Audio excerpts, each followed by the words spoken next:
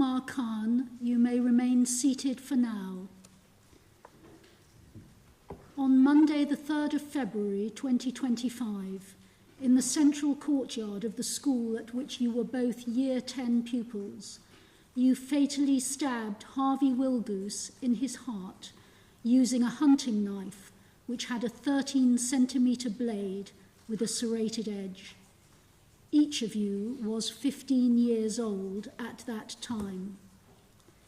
On the 8th of August 2025, the jury convicted you of Harvey's murder, rejecting your partial defence of loss of control. Today, I must sentence you for that offence and for the offence of having a bladed article on school premises, to which you pleaded guilty at your plea and trial preparation hearing. Your senseless acts have had a devastating effect on Harvey's family. You heard his older sister, Sophie, speak movingly on behalf of them all. She told you of the unbearable pain and grief which you have caused, and of how you have shattered their world. She and her family struggle to comprehend that the teenage boy, whom she describes lovingly as having been warm, cheeky, and humorous, has died as a result of your actions. She described the constant reminders of the traumatic events of the 3rd of February, when they see teenage boys, students in uniform, or a police presence. She detailed the effect of your offending on her own mental health and on that of her family, and its consequences for their professional and personal lives. Harvey's family is haunted by the CCTV footage of the events of that day and exhausted by the trauma in their lives in which his absence is felt every day. From the evidence given at trial, it is clear that Harvey was also a popular pupil whom students and teachers held in affection. Their lives, too, have been blighted by your actions, which have affected them deeply and will continue to do so. I am now going to summarise the facts of this case. Where I make findings in relation to matters which were in dispute at trial, I do so to the criminal standard, that is, on the basis that I am sure of them. Harvey became a pupil of All Saints Catholic High School in Year 7. You moved to All Saints from a different school. Following a trial period during the last few weeks of the summer term of Year 9, you returned at the start of Year 10, following the summer holiday. Initially, you and Harvey were friends, but over the weekend of the 1st and 2nd of February 2025, you became involved in an argument online relating to an incident at school which had occurred during the previous week on the 29th of January. On that day, it had been necessary for staff to intervene in a dispute between two other boys in your year, one of whom was your friend.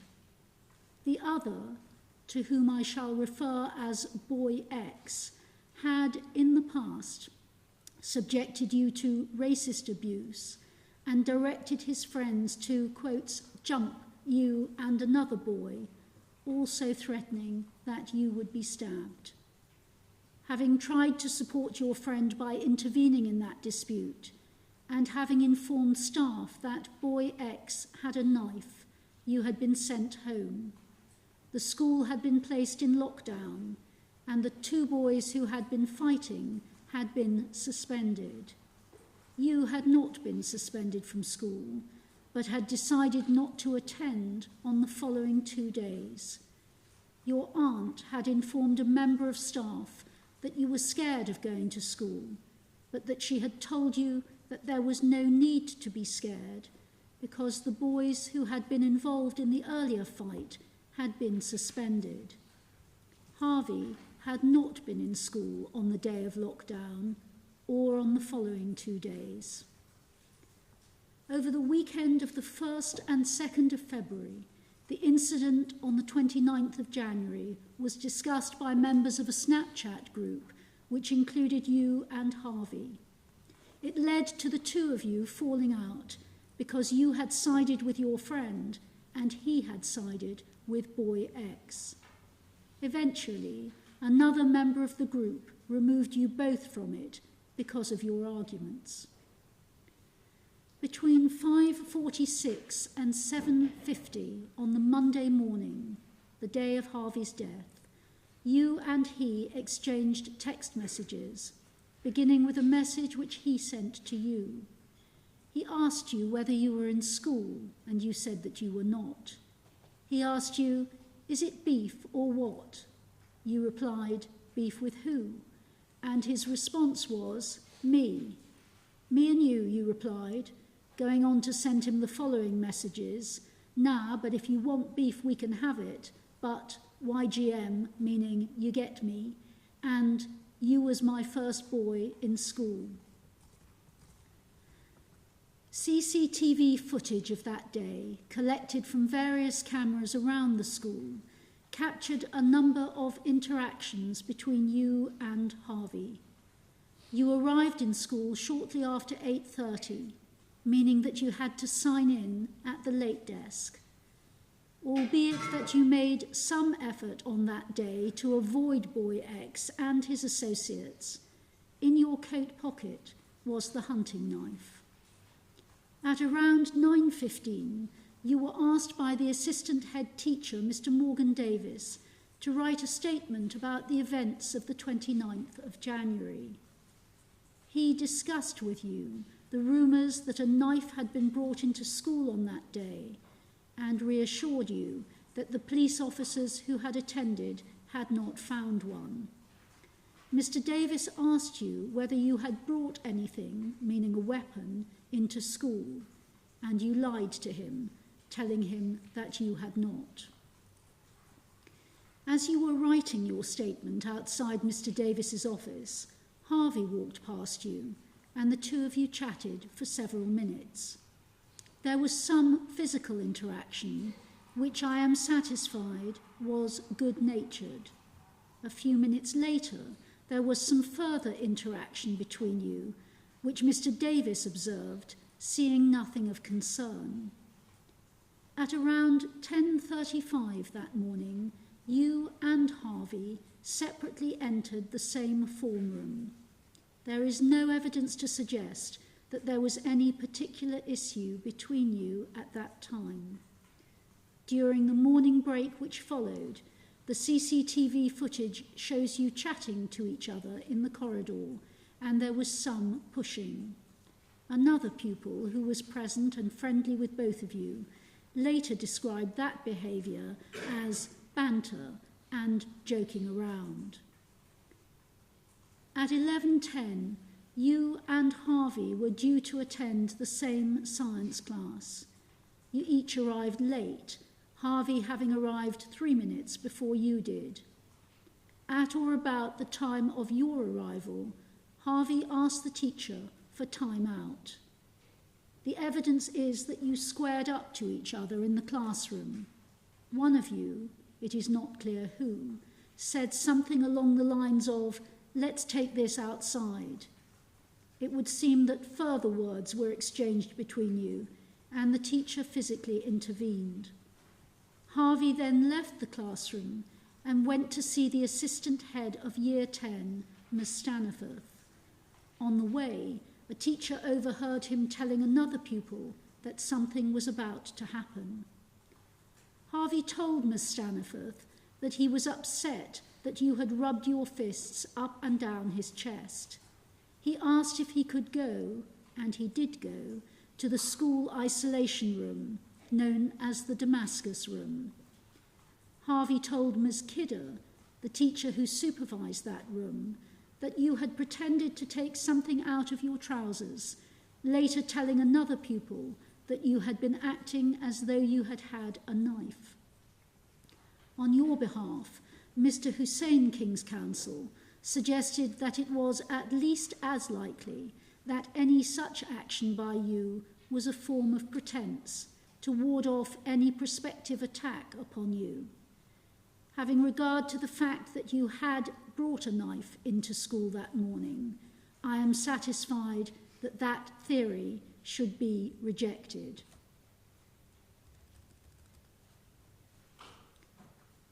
At 11:52, whilst Harvey was in the Damascus room, you left the science classroom. Miss Staniforth then asked you about the incident with Harvey. You simply shrugged. She told you to go to lunch and to avoid him. Miss Staniforth spoke to Harvey again by telephone at 12:05 when he was still in the Damascus room. He appeared to her to be in good spirits. At 12:10, the lunch break began. You made your way to the dining area, which ran alongside the central courtyard. At around the same time, Harvey was making his way along the external footpath from the Damascus room to that courtyard. In the dining area, you spoke to another boy who later described the conversation which he had had with you at that time. He said that you had both been talking about Harvey because you had been mad at him, and that you had then suddenly started to talk about a knife. His evidence was that he had told you to give the knife to him before you did something stupid, but that you had not listened to him. Together with that friend, you walked from the dining area out into the courtyard. I cannot be sure that you had seen and made a beeline for Harvey, bearing in mind the number of people present in both the dining area and the courtyard at that time. Once in the courtyard, however, you saw Harvey walking towards you. The CCTV footage records your interaction with him. His back was to the camera. You were facing it. It appears that Harvey placed his hand on your right arm and that he said something to you. On the evidence of another pupil, which I accept, a few minutes earlier, Harvey had informed him that if you were to try anything, he, Harvey, would, quotes, smash you all over, close quotes. You took the knife which you had brought to school that day out of your left pocket, passed it to your right hand, and stabbed Harvey in the chest twice. At trial, Dr. Lum, the pathologist, explained that the force which you used was severe, as indicated by the fact that your knife had cut through the full thickness of one of Harvey's ribs. As Harvey backed away, you advanced towards him, across the courtyard, before returning to your original position, gesturing at him and appearing to shout something. Harvey ran towards you, and you were seen to have advanced again, dancing on your feet and waving the knife. Harvey again backed away. 49 seconds after you had stabbed him, he collapsed on the ground. Meanwhile, still holding the knife, you went back into the dining area, causing other pupils to run in fear and panic. You were approached by 2 members of staff who told you to put the knife down, but you did not do so. Having been alerted to the incident by a group of older boys, Mr. Davis ran to the scene, passing Harvey in the courtyard, who was by then being treated by other members of staff. When he reached the dining area, he encountered you, still holding the knife, and saying, "You know I can't control it." In an act of considerable bravery, Mr. Davis held out his hand and took the knife from you. At the same time, the head teacher, Mr. Sean Pender, placed his arm around your shoulder and took you to his office. Whilst awaiting the arrival of the police, you told him, "I'm not right in the head. "My mum doesn't look after me right. I've stabbed him," saying that you had stabbed Harvey once or twice. You also told Mr. Pender that you had argued with Harvey during the lesson before the lunch break and that he had grabbed you whilst laughing at you. You said that you had been carrying a knife for protection and because of the lockdown incident, and that you had been followed over the weekend and were scared of being jumped outside school. You also told him that you had been threatened by an associate of boy X. When paramedics arrived, less than 10 minutes after you had stabbed him, Harvey was not breathing and had no pulse. A large volume of blood was found in his chest. Notwithstanding the valiant efforts of the paramedics and air ambulance crew over the next hour, it was not possible to save his life. By the time of the tragic events which I have described, you had had a long-standing interest in weapons. Found on your telephone by the police were photographs of you posing with a variety of them, including other hunting-style knives, a machete, and a hammer, the earliest of which dating back to April 2024. Your internet search history revealed that, since at least September 2024, you had been using search terms such as zombie killer knife, dagger, pocket knife, and machete. In December 2024, your mother had contacted the school, having found an axe in your bag. When a police officer visited you at home on the 27th of December, you told him, untruthfully, that you knew nothing about it. He advised you about the dangers of carrying weapons, advice which you ignored. Prior to the 3rd of February 2025, there had been at least one other occasion on which you had been in possession of a weapon, a knife, on school premises, captured in a video clip and in photographs. Notwithstanding all of this, throughout your trial, you sought to minimize the extent of your interest and gave explanations for the way in which photographs of weapons had come to be on your phone, which were, put simply, not believable. Over the period spanning November 2024 and January 2025, there had been 3 separate incidents in which you had become angry and aggressive towards a person and or property at school, including on the day of lockdown. Other records indicate your long-standing inability to manage your anger.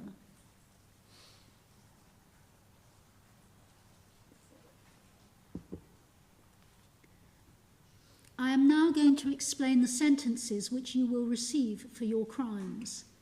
In doing so, I have to set out the information and material which I have considered and the legal principles which I must apply. I shall try to make that explanation as straightforward as I can.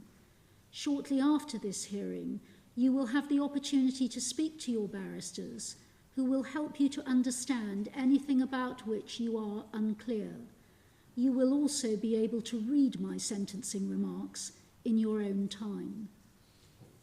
I have given very careful consideration to the pre-sentence report which has been prepared by the Youth Justice Team, to the separate statement which that team has provided, to the helpful and detailed written notes on sentence and oral submissions received from the prosecution and the defence, and to the material to which they have referred.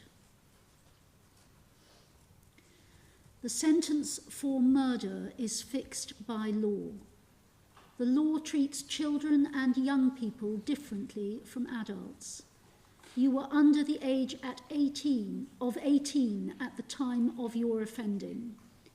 Under Section 259 of the Sentencing Act 2020, to which I shall refer as the 2020 Act, I must sentence you to what is known as detention during His Majesty's pleasure. That means a life sentence in a secure place, imposed on a person who commits the offence of murder when himself a child. Section 322 of the 2020 Act requires me to decide the minimum term which you must spend in detention before you can be considered by the parole board for release on licence.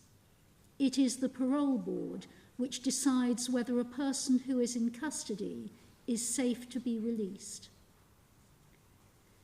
It is important that you and the public understand that a minimum term means just that. It is the shortest period which you must spend in custody before you can be considered for release.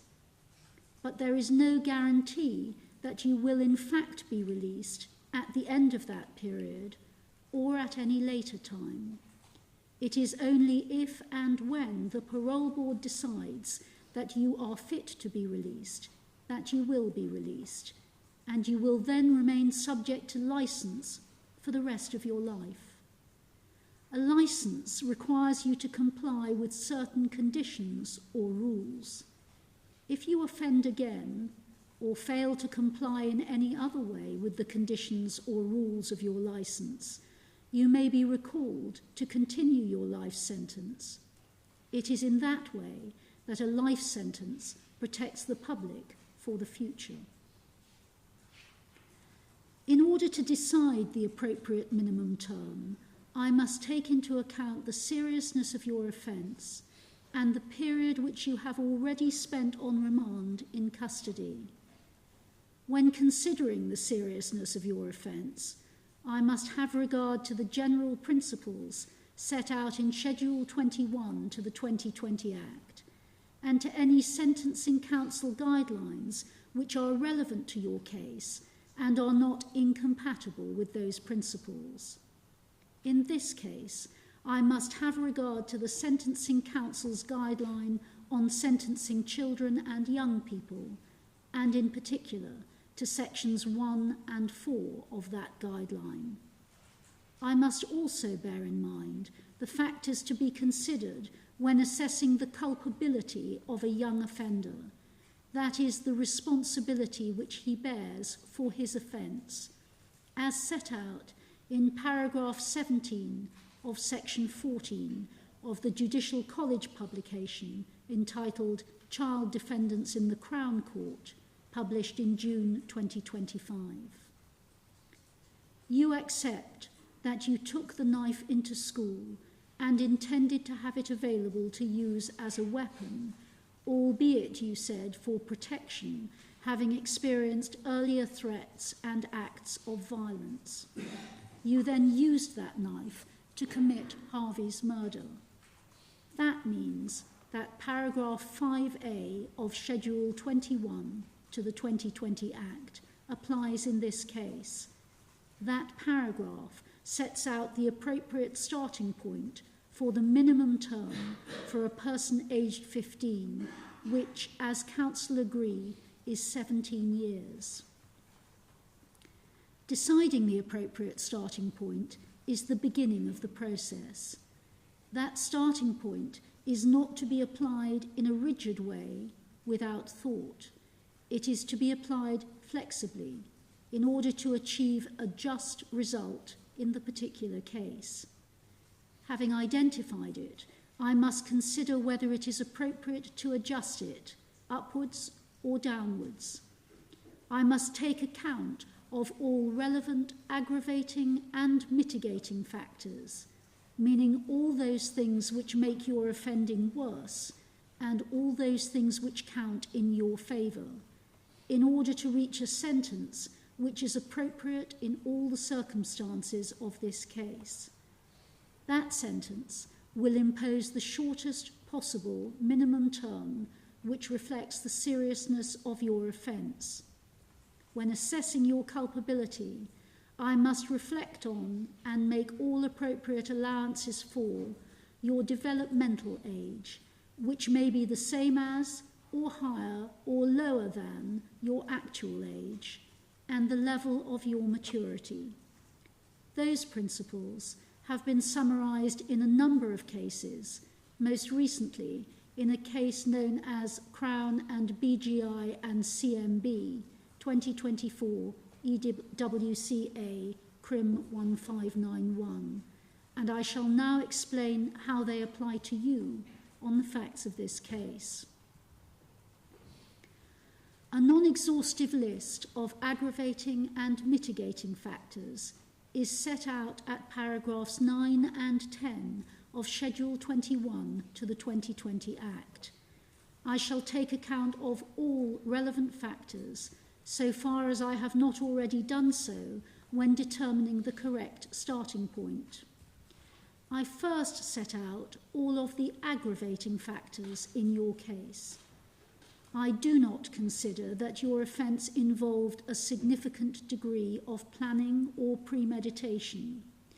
The prosecution does not suggest that you came to school that morning intending to kill or cause serious injury to Harvey, but that is not to say that you acted on the spur of the moment when you were in the courtyard. On the evidence given by a number of witnesses, which I have already summarised, I am sure that by the time of the science lesson on the 3rd of February, you had decided that, should the need as you saw it arise, you would use your knife on Harvey, a knife which, in your words, you had bought because it was scary. Your history of carrying weapons, including on school grounds, the fact that your offence took place on school premises, and the fact that numerous pupils and teachers were present at the time are all aggravating factors in this case. Turning to mitigating factors, the prosecution case is not that you intended to kill Harvey, but, it says, the severe force which you used, as explained by Dr. Lum, and the fact that you stabbed Harvey twice in his chest indicates the high degree of bodily harm which you intended to cause him. Having regard to all of that evidence and the CCTV footage, I am sure that that is the correct analysis. Whilst your premeditation was not long-standing, it cannot be said that it was lacking altogether. Having come to school with a knife, your behaviour and comments to others from the time of your science class onwards indicate some premeditation at that point. Having considered that evidence and the CCTV footage with care, in the context of your earlier acts of aggression and the available psychiatric evidence, I am also sure that you did not act to any extent in self-defence or in fear of violence. Accepting that he might have made some provocative comment towards you or behaved in a hostile way, it was not, I am satisfied, at a level which indicated to you that Harvey posed any real threat at that time, or which provides any mitigation for what followed. I am also satisfied that, by the point at which you came to stab him, you were the aggressor, and that you acted in hurt and anger at what you considered to be his betrayal of your friendship. I bear in mind your young age at the time of your offence, already reflected in the starting point which I have selected. I must also take account of everything which is known about your mental and emotional development which might have lowered your culpability. The psychiatric evidence received at trial referred to evidence of physical and emotional abuse and neglect in your home life, including a lack of food and, in the psychiatrist's words, excessive physical punishment. Both psychiatrists considered there to be a picture of oppositional behaviour and defiance more obvious in school, and that if you had had a typical level of parenting with appropriate boundaries and discipline, you would have had better emotional regulation, been less likely to have had attachment difficulties, and had improved emotional resilience and self-esteem. the incidents of aggression in the weeks and months prior to your offending, of which the jury also heard evidence, were said to be examples of your difficulties in controlling your emotions, including your anger. The consultant clinical psychologists agreed that your intellectual abilities fell within the very low average range, with particular weaknesses in understanding language and the speed at which you process it.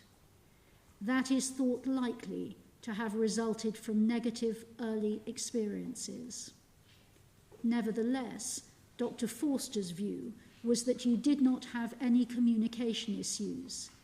He noted that whilst your verbal comprehension and processing speeds were outside normal limits, that was not to an extent which would significantly impair your ability to communicate or comprehend under normal conditions, though in high-pressure situations, your ability to understand and communicate might be more limited. I have also borne in mind the report and observations of the intermediary who helped you throughout your trial and does so again today. Having watched you give evidence over a lengthy period at trial, and acknowledging that you have had the benefit of her assistance, I do not consider that your ability to communicate or understand is reduced to any significant extent. I have had regard to your very difficult family circumstances and upbringing, to your kidney condition and its late diagnosis, the way in which it is managed, and the bullying which you have encountered as a result, and to the separate racist bullying which you have endured. In assessing your culpability, I have taken account of all of those matters and of the way in which you came across at trial. I acknowledge the inherent vulnerability of a person of your age. I acknowledge that adverse childhood experiences and educational difficulties or disruption can affect negatively the development of adult thought processes. As for the offence itself, the incident was short-lived and, until a relatively short time beforehand, unplanned. Nevertheless, you stabbed Harvey forcefully twice in his heart. You were at that time aware of and had recently been advised about the dangers of carrying a knife. I am satisfied that you understood them. Taking full account of everything which I have observed and read, I am also satisfied that your emotional maturity and development at the time of your offence were those of a typical boy of 14, that is below your actual age. In addition to your developmental age and maturity, I bear in mind the evidence of a degree of provocation by Harvey in the context of your knowledge and experience of earlier violent conduct and threats made by certain of his friends, the absence of any prior convictions, the informal role as a carer for your younger siblings, one of whom particularly vulnerable, which you have undertaken from a young age, in the context of your mother's poor mental health and your father's frequent absence from the home, and a degree of remorse. I also bear in mind the mature and positive approach which you have adopted whilst on remand. The Youth Justice Team reports that you are known as being well-mannered and well-liked. You have been commended for your good behaviour and twice awarded the title Unit Champion. You enjoy enhanced incentives and earned privileges status, having received 52 positive comments for your engagement, your encouragement of peers to follow instruction, your assistance to staff, and your mature attitude to conflict. You are working in a trusted position, which is said to highlight your character and proactive approach, and have indicated a desire to work towards gaining GCSEs and, ultimately, a professional qualification. I commend you for all of that, and I hope that you will continue to build on the efforts which you have clearly been making towards rehabilitation.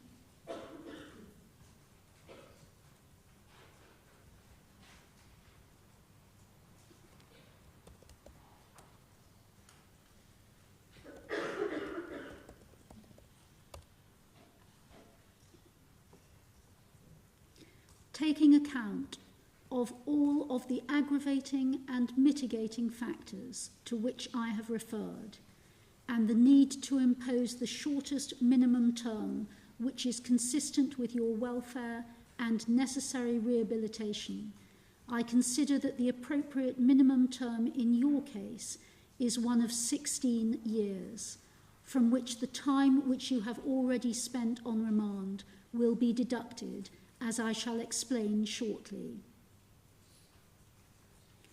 Your offence of murder was committed with the knife to the possession of which, on school premises, you pleaded guilty. That latter offence formed part of the same sequence of events. In those circumstances, and having regard to the sentence which I have passed for murder and to your offending as a whole, I consider that it would not be just or proportionate to impose any separate penalty for the lesser offence, and I do not do so.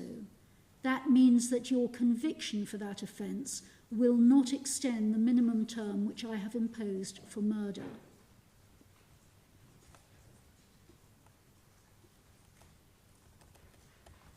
For an offender who was 15 at the time of his conviction, Section 366 of the 2020 Act requires the court to make a parenting order in respect of the offender's parent or guardian, if it is satisfied that the order would be desirable in the interests of preventing the offender from committing any further offence.